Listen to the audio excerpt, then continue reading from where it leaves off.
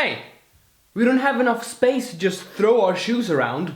Do something about it then. Come on, mate, you know I want to begin painting these walls. Well, I'll just have to keep throwing my shoes then.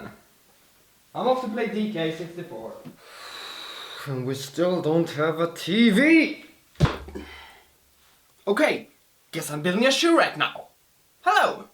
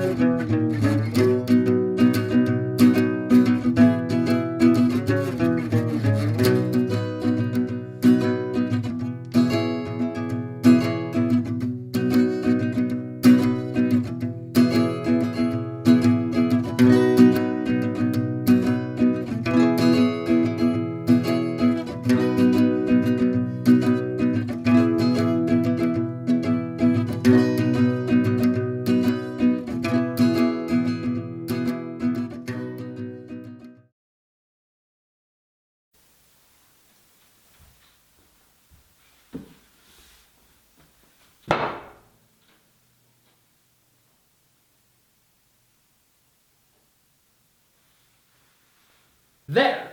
Now please put your shoes on that. So you're implying that I'm supposed to walk through the hallway into the living room with dirty shoes? No, I'm going to go into the hallway right now and start painting and finish it before we even have to do something like that. Whatever you say, mate. So nothing more to say? Good. My name is Tom Schreider, and I thank you for watching.